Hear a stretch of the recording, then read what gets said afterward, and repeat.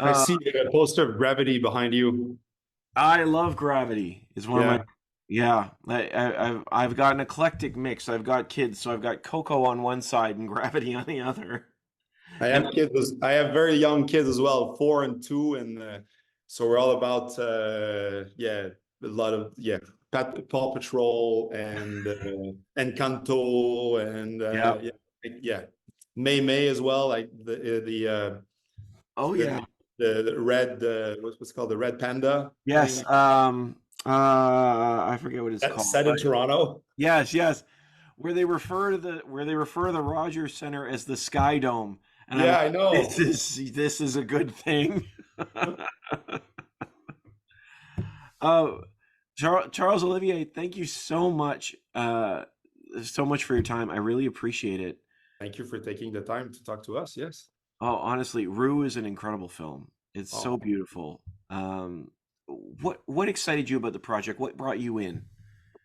When I first read the book, that was in 2009, in the fall of 2009. The book had just came out. It was before the book became like a big success, and it was 6 years, 7 years before I was involved in making this film. I read the book, and I thought it was so vivid in the descriptions, in the way that it was seeing the world, that it was also a non-conventional kind of story of it was a story about family. It was a story about sacrifice, but it was most to me that was I read the book as if it was kind of a like a photo book without the photos. Like the images were so precise and so raw and real that I was like, oh, this gives way for music, for sound, for cinematography. It was, I don't know, it was, yeah, I really liked the book right away, and I thought it was going to be a film one day without knowing that I would make it. It truly is a beautiful project, and you know, Kim's story is an incredible one. I'm wondering, what was she involved in the project? Did she Yeah. help shape the vision? How was she involved with you? Well, Kim, of course, she's the writer of the book. I mean, this is her. This is her story. This is her life. This is her family. She was very present, but at the same time, she had one condition with me and the team, is that we would be free to make the film that we wanted to make, and that we would bring a lot of our, that we would invest a lot of who we are in the film, not just in the making, but in what the film looks like. Mm, It was for her, it was very important that we would be that we would have that creative freedom. And to me, I wanted to make the film like people, a lot of people, it's a book. The book sold for like 600,000 copies or a million copies. It was translated in 30 languages in 50 countries. I wow. mean, it was very big success. And people are kind of, how do you go about approaching like a big success like this? And I was like, yeah, it was a success, yes. But when Kim wrote it, she never planned on selling millions of copies of books. She never planned on anything. She just told the story in a very unconventional, very personal, intimate way.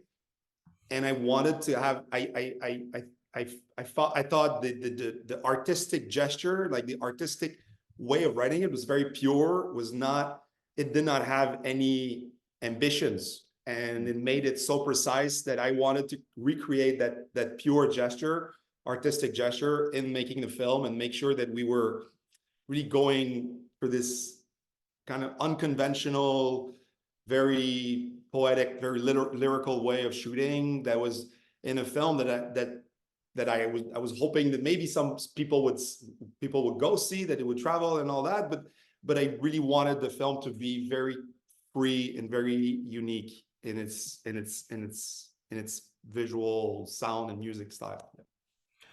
Absolutely. There's an ebb and a flow to this film that's just unlike so many other stories that we've seen on screen for this. And you know, I'm glad you brought this up with the book, because one of the things I love about this particular film, it comes near the end when she's beginning to write, Yeah, and there's a phrase that says, "When you write, you can hear the clouds move." yeah, I love that. I That's was from the wondering, book. is that's actually from the book? Yeah. What do you think the power is of getting of the arts to help us express these stories? Because these are such complicated emotional moments that she's telling in the book and that you're bringing to life on screen. I mean, art is what makes us understand our circumstances in life and what we came through as a person, as a family, as a society, Mm. how we have survived, how, we talk a lot of, I mean, I was watching news last night and we talk, immigration is a very big subject is very delicate, it's fragile, it's bringing a lot of hate from some certain fringe. It's a big debate in society, and I'm like Rue is a successful immigration story, even though if to me the film was never an immigration story, but it's Kim has become a successful writer. Her brother is a CEO of an insurance company in Asia, and her other brother is an accomplished dentist with a big clinic. They are the proof that they integrated well, that people that Mm. welcome them, like there was a big synergy, and I don't think that these guys, like the family, would have accomplished all these things if maybe they had stayed in Vietnam. I mean, life would have been different. So yeah, I wanted the film to have a resonating subject, but also be it very hopeful and power and very very hopeful, and also have an allegory of the mundane, of the everyday challenges of life. Very, very simple, very quiet, very, that we have to, there's so many different things that we have to achieve every day, especially people, newcomers. And yeah, it's a film about the little things, the little victories, the little beauties. For sure, and I love the fact that there's a balance to this film. It seems to be a balanced film, like this focus on embracing a new life, but still carrying the trauma. Like this is very much every moment here feels full of complex things, whether it's offering, Quebecois food, Yeah, um, and then and young Tin, am I pronouncing it properly? yeah, Tin yeah, is sitting there, and there's these images of back home. They're yeah. in here while the world is going on around her. And I was wondering about that balance in your conversations with Kim or something as well. How do you think someone can embrace their new life while still carrying the impact of these traumas? Think we all carry our past. We all Mm. carry, we all carry a past that can be good and bad and horrific and strange, but we all carry the experiences that we live through, and it's all part of us. But when someone is kind of going, and we carry these traumas or these experiences in our life, in our memory, and they become part of who we are, part of our identity. But when you are, displaced or moved from one country to another and you have a new life, that's when you have to confront what you've lived recently and with the new life, and kind of make a contrast of it. And so it's more in your face because you're living through this strangeness of being, of changing countries. But we are all the sum of our traumas, Yeah. even if our traumas are tiny.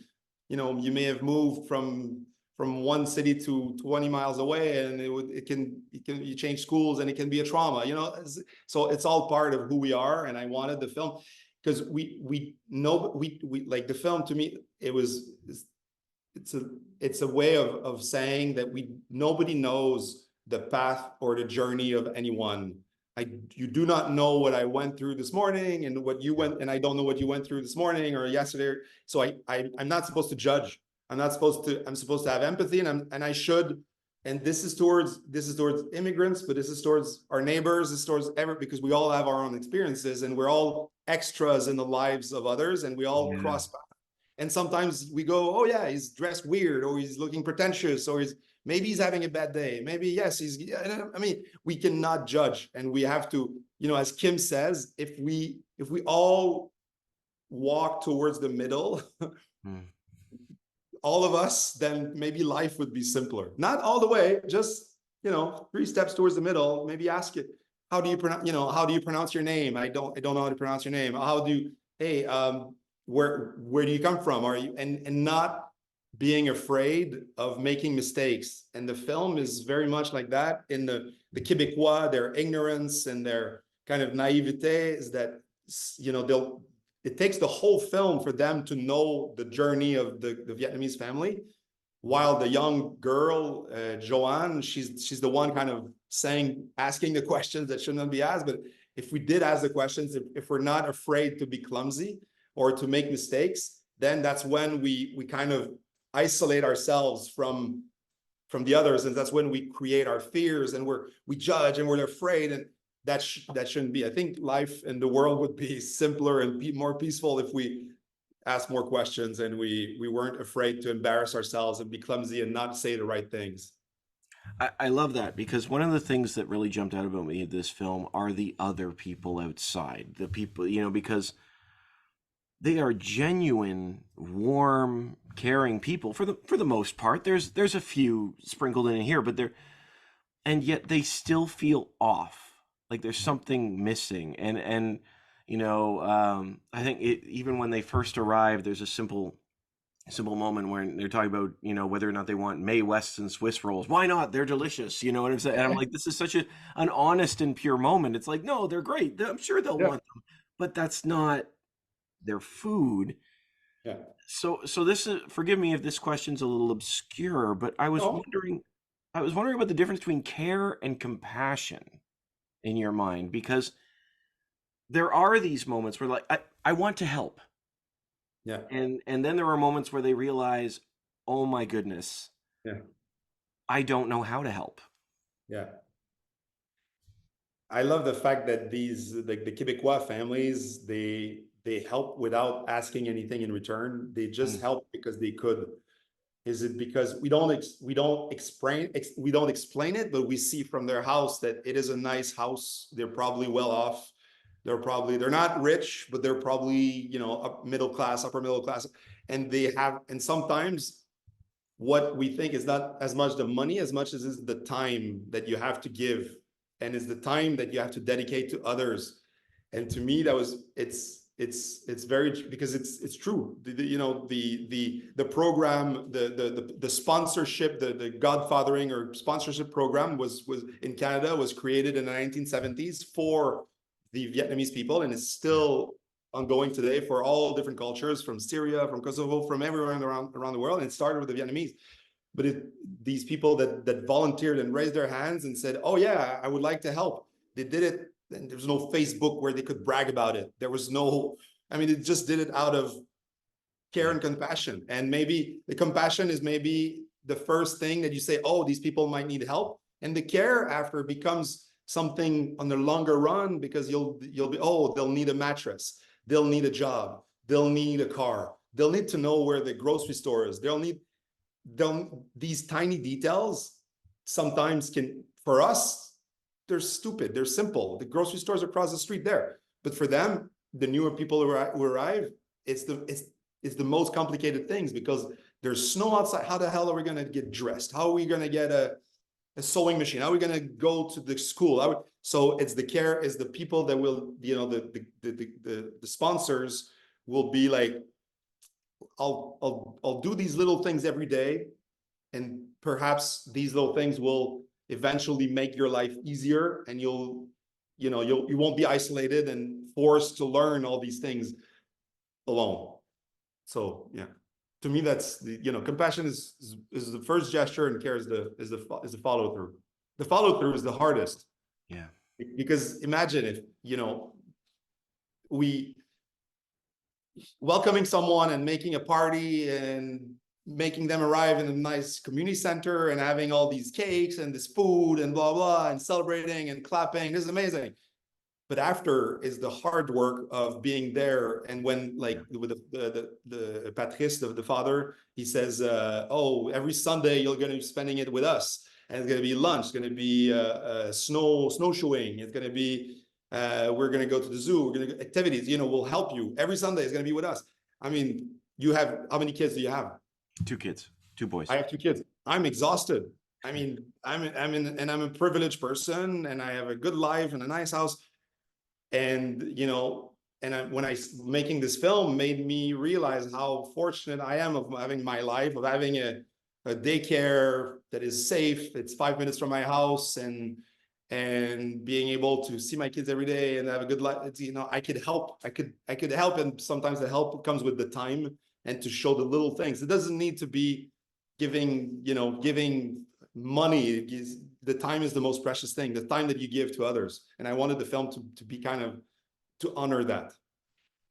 Absolutely, absolutely, and that comes across. And even, you know, the idea as well. You know, you see these families that are offering the compassion, staying with them, and it finally dawns on them of the gravity of the stories. Yeah. You know, and it almost takes it even to another level. You know what you're saying? It takes a little deeper.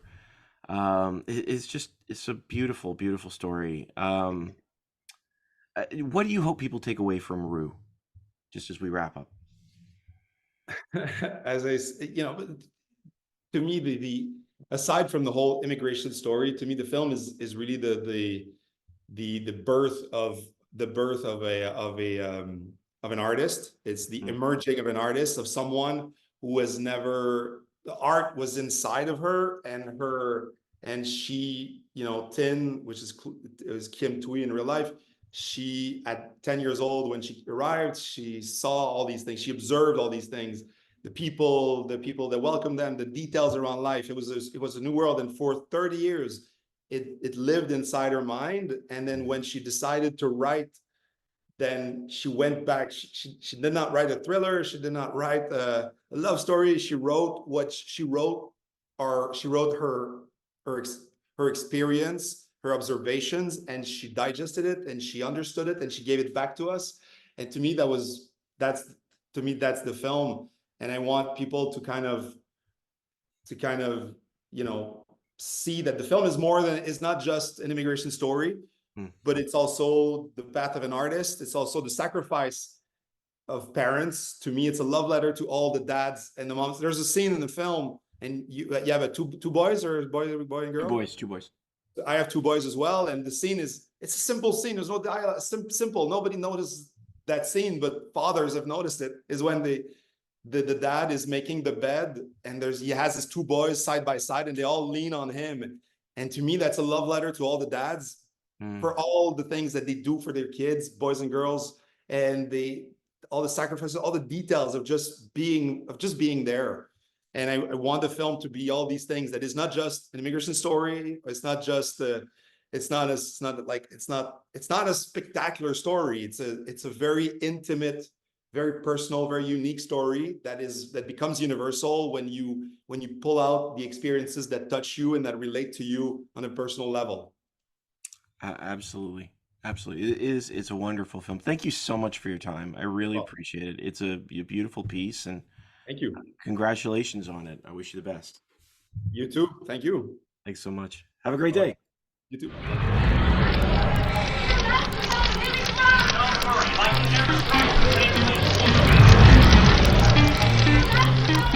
Like